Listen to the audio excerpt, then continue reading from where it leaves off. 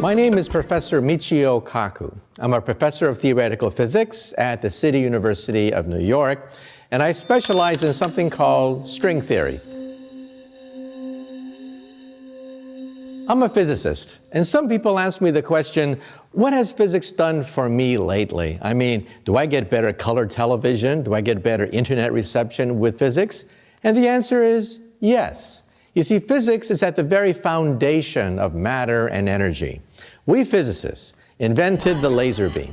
We invented the transistor. We helped to create the first computer. We helped to construct the internet. We wrote the World Wide Web. In addition, we also helped to invent television, radio, radar, microwaves, not to mention MRI scans, PET scans, X-rays. In other words, almost everything you see in your living room, almost everything you see in a modern hospital at some point or other can be traced to a physicist. Now, I got interested in physics when I was a child. When I was 8, a great scientist had just died.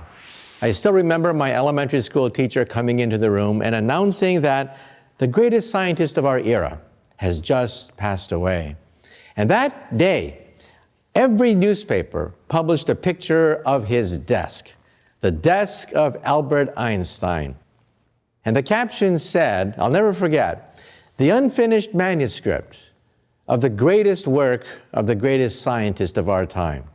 And I said to myself, why couldn't he finish it? I mean, what's so hard? It's a homework problem, right? Why didn't he ask his mother? Why can't he finish this problem? So as a child of 8, I decided to find out what was this problem. Years later, I began to realize that it was the theory of everything, the unified field theory, an equation that would summarize all the physical forces in the universe, an equation like E equals mc squared. That equation is half an inch long, and that equation unlocks the secret of the stars. Why do the stars shine? Why does the galaxy light up? Why do we have energy on the earth? But then there was another thing that happened to me when I was around 8 years old. I got hooked on the Saturday morning TV shows, in particular, Flash Gordon. And I was hooked. I mean, every Saturday morning, watching programs about aliens from outer space, starships, ray guns, invisibility shields, cities in the sky. That was for me. But after a few years, I began to notice something. First of all, I began to notice that, well, I didn't have blonde hair and blue eyes. I didn't have muscles like Flash Gordon, but it was a scientist who made the series work. In particular, a physicist. He was the one who discovered the ray gun, the starships.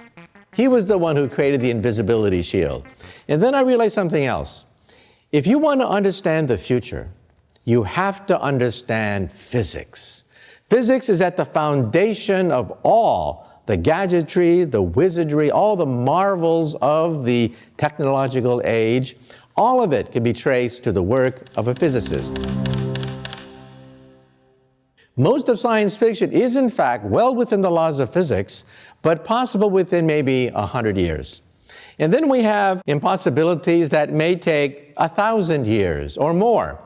That includes time travel, warp drive, higher dimensions, portals through space and time, stargates, wormholes. You know, if you were to meet your great-grandparents of the year 1900, they were dirt farmers back then. They didn't live much beyond the age of 40 on average. Long-distance communication in the year 1900 was yelling at your neighbor. And yet, if they could see you now with iPads and iPods and satellites and GPS and laser beams, how would they view you? They would view you as a wizard or sorcerer.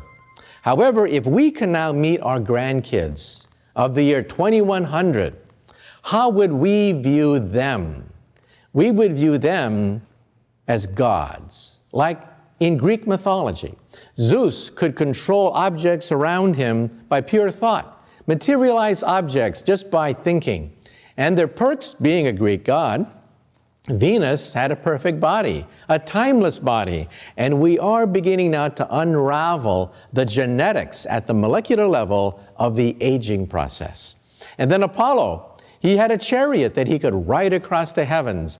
We will finally have that flying car that we've always wanted to have in our garage. By the year 2100, we will have the power of the gods. To paraphrase Arthur C. Clarke, any sufficiently advanced technology is indistinguishable from divinity. So let's now begin our story. The history of physics is the history of modern civilization. Before Isaac Newton, before Galileo, we were shrouded with the mysteries of superstition. People believed in all sorts of different kinds of spirits and demons. What made the planets move? Why do things interact with other things? It was a mystery. So back in the Middle Ages, for example, people read the works of Aristotle.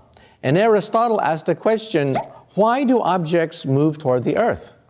And that's because, he said, objects yearn to be united with the earth. And why do objects slow down when you put them in motion? Objects in motion slow down because they get tired.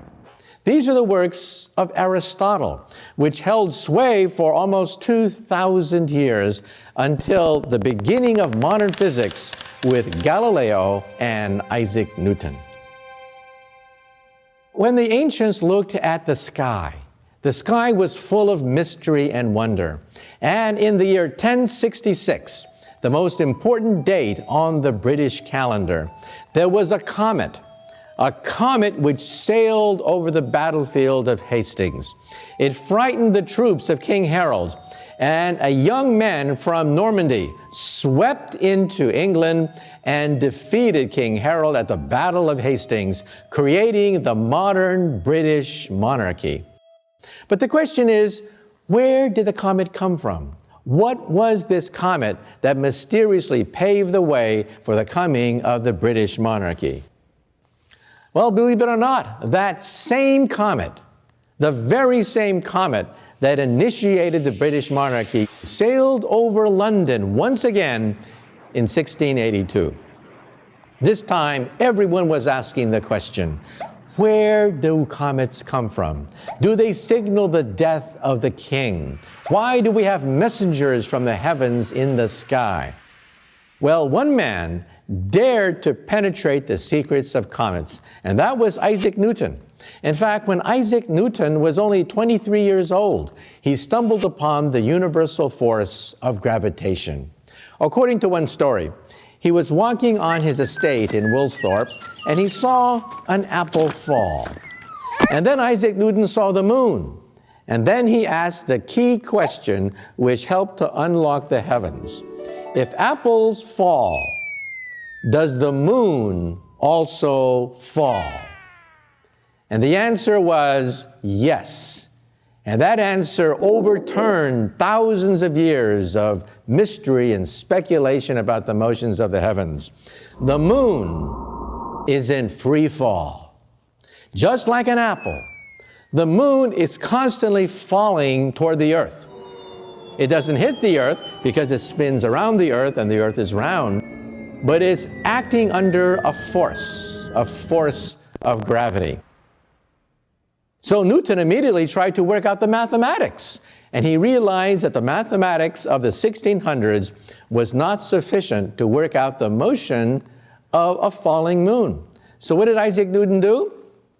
When he was 23 years old, not only did he stumble upon the force of gravity, but he also created calculus.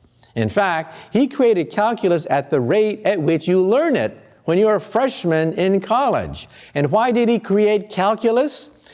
To calculate the motion of a falling moon. The mathematics of his age was incapable of calculating the trajectories of objects moving under an inverse square force field. And that's what Isaac Newton did. He worked out the motion of the moon. And then he realized that if he understands the moon, he also understands the motion of the planets in the solar system. And Isaac Newton invented a new telescope. It was the reflecting telescope, and he was tracking the motion of this comet. Well, it turns out that everyone was talking about the comet, including a rather wealthy Englishman by the name of Edmund Halley.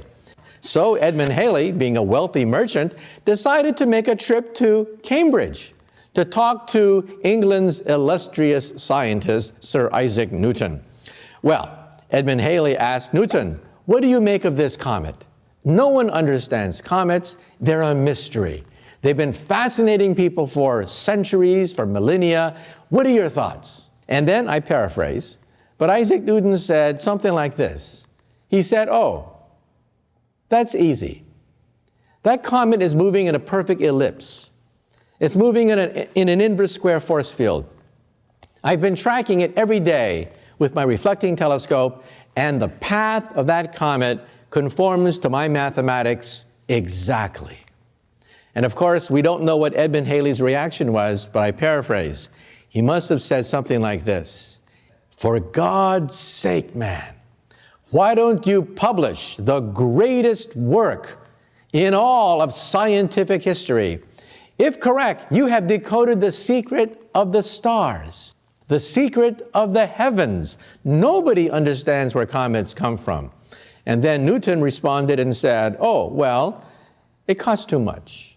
I mean, I'm not a wealthy man. It would cost too much to summarize this calculus that I've invented and to work out all the motion of the stars."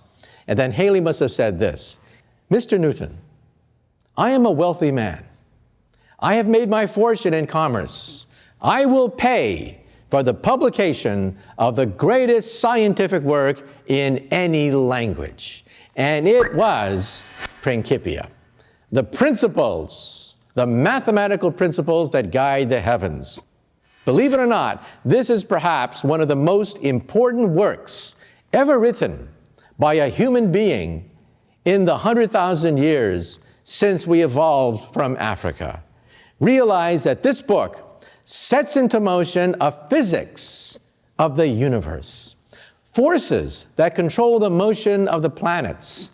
Forces which can be calculated. Forces which govern the motion of cannonballs, rockets, pebbles. Everything that moves according to the laws of motion and the calculus of Sir Isaac Newton.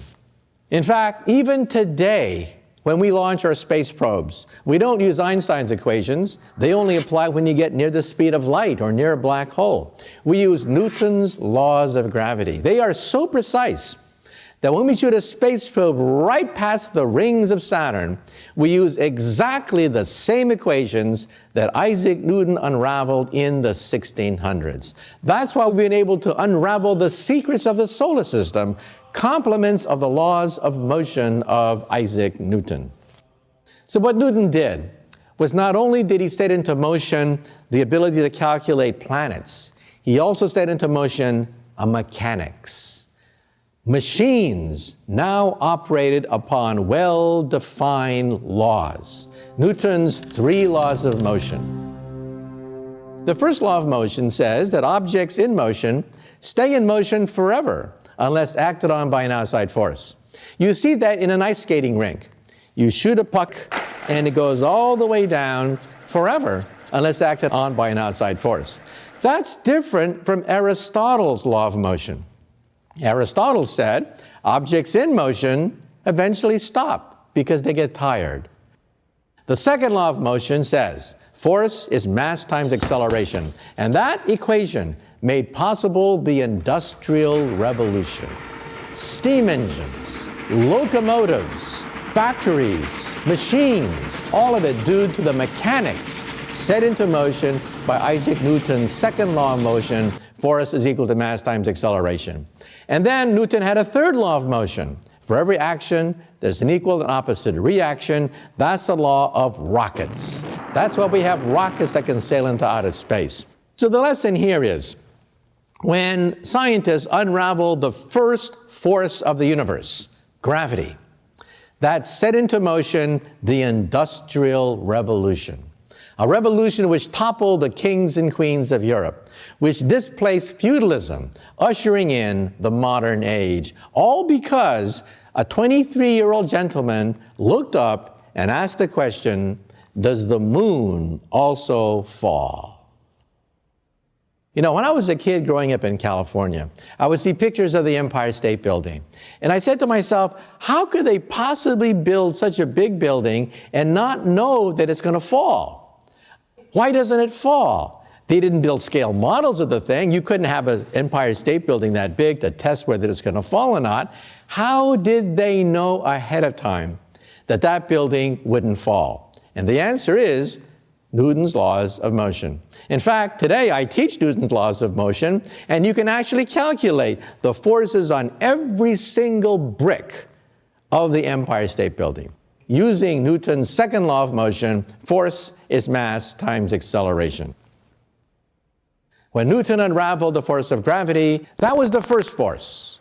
Now let's take a look at the second force, an even greater force which has touched all of our lives, and that is the electromagnetic force. Ever since humans saw lightning bolts light up the sky, ever since they were terrified by the sound of thunder, they've been asking, do the gods propel lightning bolts and create thunder? Are they angry at us? Scientists began to realize that the lightning bolts and the thunder can be duplicated on the earth, that we can actually create mini lightning bolts using electricity. But it wasn't until the 1800s that finally we began to unlock the second great force which rules the universe, the electromagnetic force. Michael Faraday would give Christmas lectures in London, fascinating everyone from adults to children. And he would demonstrate the incredible properties of electricity. Some people, for example, ask a simple question. If you're in a car or an airplane and you get hit by a lightning bolt, why don't you all get electrocuted? Why don't you all die? Well, Faraday answered the question. He would create a cage. He would walk into this steel cage, electrify it, and he wouldn't get electrocuted at all. That's called the Faraday cage, and every time you walk into a metal structure, you get shielded by this metal object. Well, what Michael Faraday did was he helped to unleash the second great revolution with something called Faraday's law. A moving wire in a magnetic field has its electrons pushed, creating an electrical current. That simple idea unleashed the electric revolution. And that's why we have hydroelectric generators, dams that can produce enormous amounts of power. That's why people build nuclear power plants. That's why we have electricity in this room right now. On a very small scale, you use that in your bicycle. When you put a bicycle lamp on your bicycle, the turning of the wheel spins a magnet. The magnet then pushes electrons in a wire, and that's why electricity lights up in your bicycle lamp. So in other words, electricity and magnetism were unified into a single force. We once thought that electricity and magnetism were separate. Now we know they are, in fact, the same force. So if a moving magnet can create an electric field, this means that a moving electric field can create a magnetic field. But if they can create each other, why can't they oscillate and create a wave? So that moving electric fields create magnetic fields, create electric fields, create magnetic fields, infinitum, to create a wave. Well, around the time of the American Civil War, a mathematical physicist, James Clerk Maxwell, calculated using the work of Faraday the velocity of this wave. In one of the greatest breakthroughs of all time, James Clerk Maxwell calculated the velocity of this wave and found out it was the velocity of light. And then he made this incredible discovery. This is light. That's what light is. It doesn't by accident travel at the speed of electricity. It is light itself. And the equations were written down by James Clerk Maxwell. Unfortunately, Michael Faraday himself did not have a formal education. He could not put into mathematical form his own work. James Clerk Maxwell was a theoretical physicist, just like myself. He wrote down the mathematical physics of oscillating electric fields and magnetic fields, and they are called Maxwell's equations. These equations have to be memorized by every physicist in grad school. You cannot get your PhD without memorizing these equations. Every engineer who deals with radar and radio has to memorize these equations. And so, if you go to Berkeley, where I got my PhD, you can buy a t-shirt which says, "In the beginning, God said, the four-dimensional divergence of an antisymmetric second-rank tensor equals 0, and there was light." Ladies and gentlemen, this is the equation for light. The consequences of the electromagnetic revolution touch all of us. This is a picture of the Earth from outer space. Look at this picture. Europe, electrified. You can actually see the fruits of all of our efforts to create electricity, to energize our lives in one picture, seeing the Earth from outer space. So let's now talk about how Faraday and Maxwell's work touches your life as well. This is the Internet. The Internet is a simple byproduct of the electromagnetic force, and you can see that where there is the Internet, there's prosperity. There's science, there's entertainment, there's economic activity. Where there's no Internet, there's poverty. And in the future, the Internet will be miniaturized and it'll be placed in your glasses. Your glasses will recognize people's faces and display their biography next to the image as you talk to them. And then when they speak Chinese to you, your glasses will translate Chinese into English and print out subtitles right beneath their image. So in the future, you will know exactly who you are talking to without even talking to them. And this means that at a cocktail party, if you're looking for a job, but you don't know who the heavy hitters are, in the future, you will know exactly who to suck up to. In the future, chips will only cost a penny, because we can manufacture tinier and tinier transistors. You will have Faraday's electromagnetic force inside your body. This is a pill. It has a chip in it. The chip is smaller than an aspirin pill. It also has a TV camera and a magnet.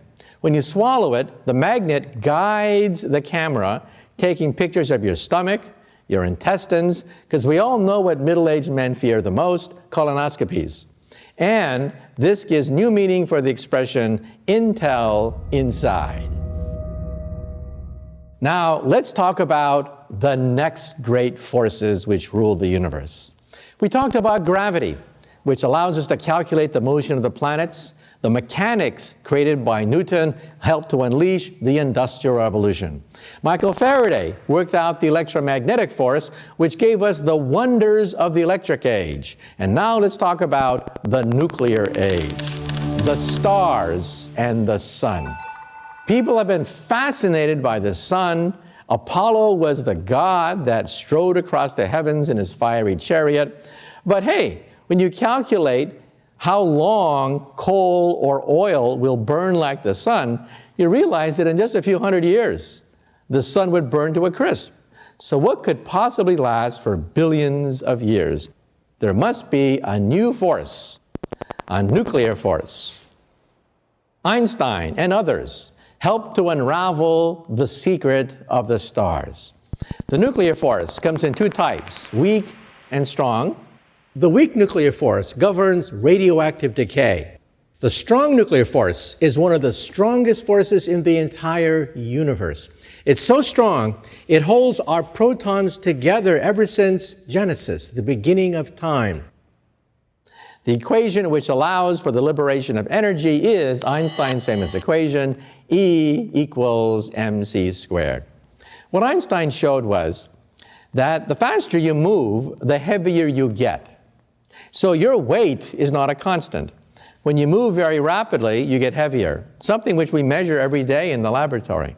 Now this means that the energy of motion transformed into mass, because you get heavier.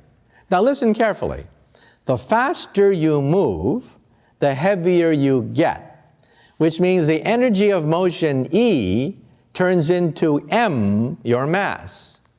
And the relationship between E and m is very simple. It takes 1 second to write it down on a sheet of paper. It is exactly E equals mc squared.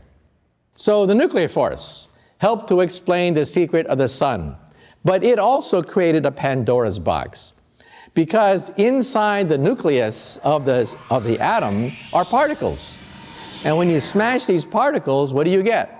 More particles. And when you smash them, what do you get? More particles. In fact, we are drowning in subatomic particles. Hundreds, thousands of subatomic particles every time we smash atoms. Now, we smash atoms using something called atom smashers or particle accelerators. I built my own particle accelerator when I was in high school. When I was in high school, I went to my mom one day and I said, "Mom, can I have permission to build a 2.3 million electron volt betatron particle accelerator in the garage?" And my mom said, "Sure, why not? And don't forget to take out the garbage." So I went to Westinghouse, and as a high school kid, I asked for 400 pounds of transformer steel. I asked for 22 miles of copper wire, because I wanted to create a 6 kilowatt, 10,000 Gauss magnetic field to energize my atom smasher. With 22 miles of copper wire, how could you wind it? We did it on the high school football field. I put 22 miles of copper wire on the goalpost, gave it to my mother. She ran to the 50-yard line, unraveling the spool of wire. She gave it to my father, who then ran to the goalpost, and we wound 22 miles of copper wire on the high school football field. Well, finally, my atom smasher was ready. It consumed 6 kilowatts of power. That's every single ounce of power that my house could deliver. I plugged my ears, I closed my eyes, I turned on the power, and I heard this huge crackling sound as 6 kilowatts of power surged through my capacitor bank. And then I heard a pop, pop, pop sound as I blew out every single circuit breaker in the house. The whole house was plunged in darkness. My poor mom, every time she'd come home, she would see the lights flicker and die. And she must have wondered, why couldn't I have a son who plays baseball? Why can't he learn basketball? And for God's sake, why can't he find a nice Japanese girl? I mean, why does he have to build these machines in the garage? Well, these machines that I built in my garage earned the attention of a physicist, Edward Teller, father of the hydrogen bomb. And he arranged for me to get a scholarship to Harvard. And my career got a head start. He knew exactly what I was doing. I didn't have to explain to him that I was experimenting with antimatter. I was creating anti-electrons in my mom's garage and using atom smashers to eventually create beams of antimatter. Antimatter is the opposite of matter. It has the opposite charge. So an electron has negative charge. The positron, or anti-electron, has positive charge. This means that you can now create anti-molecules and anti-atoms. Anti-hydrogen was made at CERN, outside Geneva, Switzerland, and also at Fermilab outside Chicago, where I have anti-electrons circulating around anti-protons. And in Brookhaven National Laboratory in Long Island, just recently, they detected anti-helium. We have 2 antiprotons with 2 antineutrons to create anti-helium.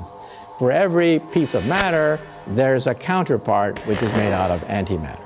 And when the two collide, by the way, it releases the greatest energy source in the universe.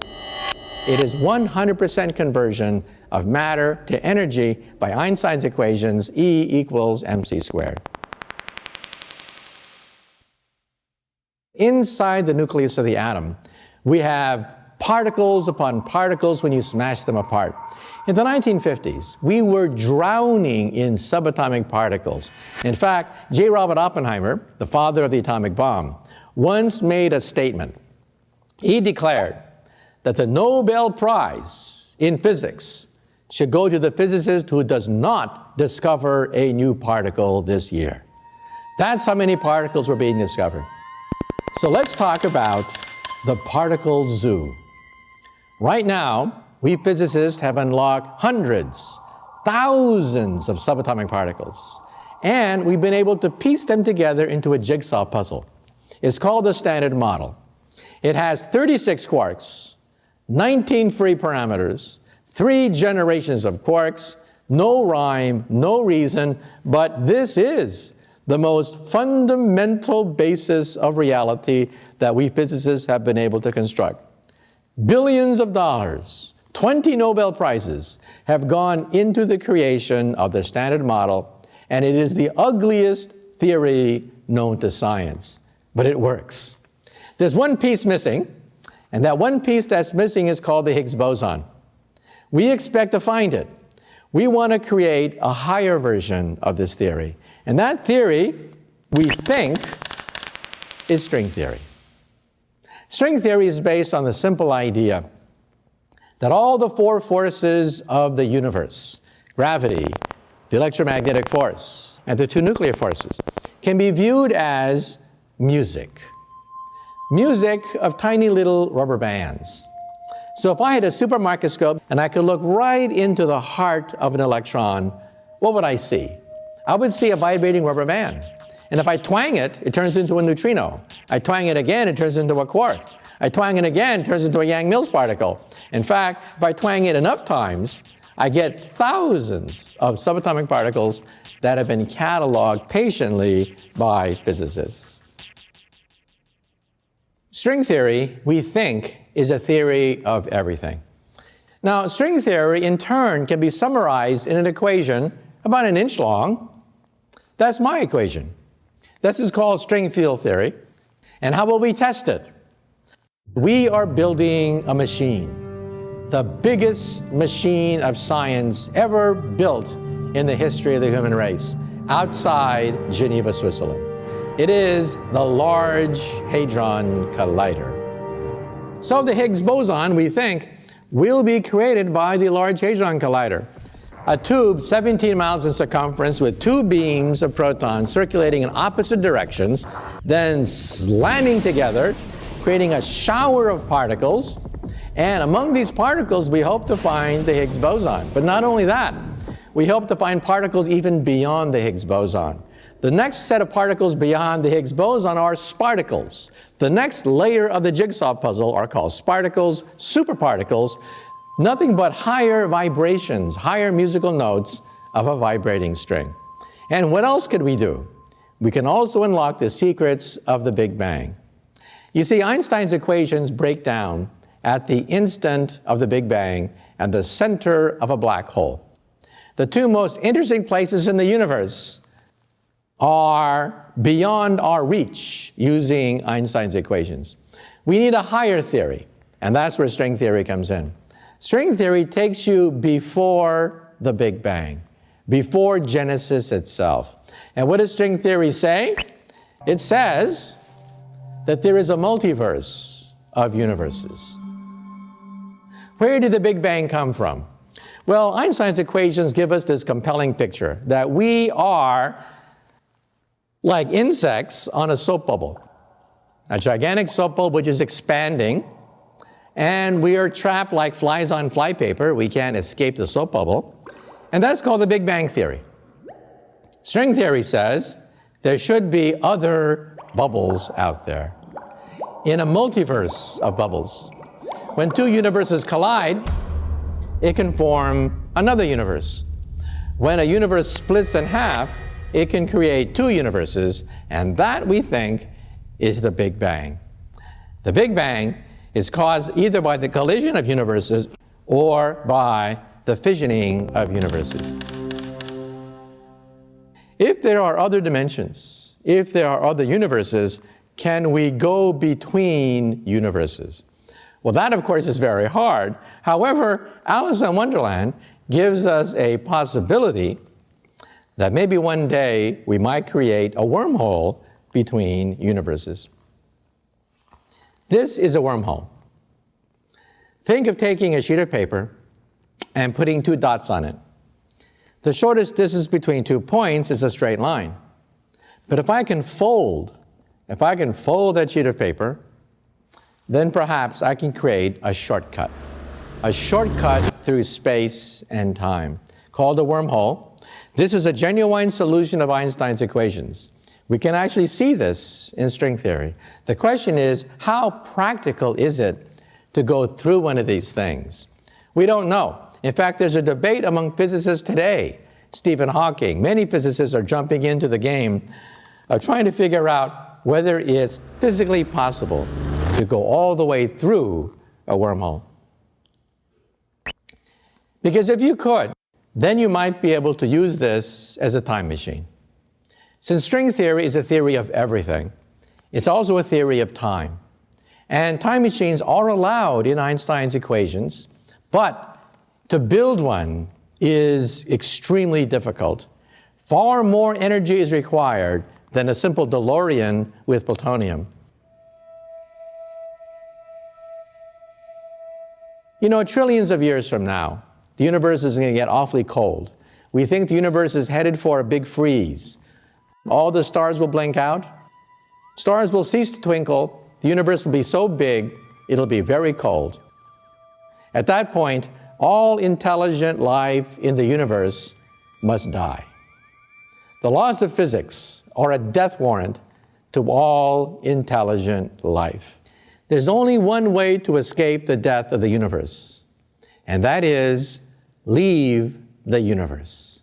We are now, of course, entering the realm of science fiction, but at least we now have equations, the equations of string theory, which will allow us to calculate if it is possible to go through a wormhole, to go to another universe where it's warmer, and perhaps we can start all over again. If you were to summarize the march of physics over the last 10,000 years, it would be the distillation of the laws of nature into four fundamental forces: gravity, electricity, and magnetism, and the two nuclear forces. But then the question is there a fifth force? A force beyond the forces that we can measure in the laboratory? And believe it or not, there are physicists who've actually looked very carefully for a fifth force. Some people think maybe it's psychic phenomena, maybe it's telepathy, maybe it's something called psi power, maybe it's the power of the mind, maybe consciousness. Well, I'm a physicist. We believe in testing theories to make sure that they are falsifiable and reproducible. We want to make sure that on demand, your theory works every single time without exception. And if your theory fails one time, it's wrong. In other words, Einstein's theory has to work every single time without exception. One time, Einstein's theory is proven to be wrong, the whole theory is wrong. Well, so far we can reproduce these four physical theories, but a fifth theory cannot be reproduced. We've looked for it. Some people think that maybe a fifth force may be short range, like not over the nucleus of the atom, but ranging over several feet. And we can't find any. We physicists in the last 10 years have discovered a new energy source larger than the galaxy itself. Dark energy. Realize that in our universe today, 73% of our universe, the matter and energy, 73% is in the form of dark energy, the energy of nothing. That's what's blowing the galaxies farther and farther apart. That's the energy of the Big Bang itself. Kids ask the question, if the universe banged, then what made it bang? And the answer is dark energy. 73% of the universe's energy is dark energy. 23% is dark matter. Dark matter is invisible matter. If I held it in my hand, it would go right through my hand. It holds the galaxy together. 23% of the universe is dark matter. Stars made out of hydrogen and helium make up 4% of the universe. And then what about us? We, the higher elements, we made out of oxygen, carbon, nitrogen, tungsten, iron, we make up 0.03% of the universe. In other words, we are the exception. The universe is mainly made out of dark energy. The universe is mainly made out of dark matter, overwhelming the stars, overwhelming the galaxies, in fact. And what is dark matter, which makes up 23% of the universe? No one knows. String theory gives us a clue, but there's no definitive answer. So in other words, For you young aspiring physicists out there in the audience, you may be saying to yourself right now, why should I go into physics? Because you guys already have a candidate for the unified field theory, right? Just realize that every single physics textbook is wrong. Every single physics textbook on the earth says that the universe is mainly made out of atoms, right? There it is. The universe is mainly made out of atoms. Wrong. In the last 10 years, we have come to the realization that most of the universe is dark. And there's a whole shelf full of Nobel Prizes for the young people who can figure out the secret of dark matter and dark energy. Let me give some advice to you. If you are a young physicist, perhaps just getting out of high school, you have dreams of being Einstein, of dreams of working on string theory and stuff like that, and then you hit freshman physics. Let me be blunt. We physicists flunk most students taking elementary physics, and we're more or less encouraged to do so by the engineering department. We don't want to train engineers who make bridges that fall down. We don't want to create engineers that create skyscrapers that fall over. There's a bottom line. You have to know the laws of mechanics. So before you can work with the laws of Einstein, you have to work with the laws of friction, levers, pulleys, and gears. As a consequence, we have a very high flunk-out rate in elementary physics. So if you're a young physicist graduating from high school with stars in your eyes, and you encounter freshman physics for the first time, watch out. If you have a rough time, that's the way it is. I started out my life as an experimental physicist. Then I went to Harvard, and then I talked to my advisor, one of the world's greatest experimental physicists, Professor Pound, and he told me that maybe it's time to give it a rest. He said to me, your skills are much better suited to what you love the most, which is theory, mathematics, the world of higher dimensions. And I realized that he was probably right. The thing about physics, or even science, that really intrigues me the most is to find the most fundamental basis for everything. Rather than trying to massage a theory or make a theory prettier, why not find out why it works? What makes it tick? And that's what I do for a living. I'm a theoretical physicist. Thank you very much.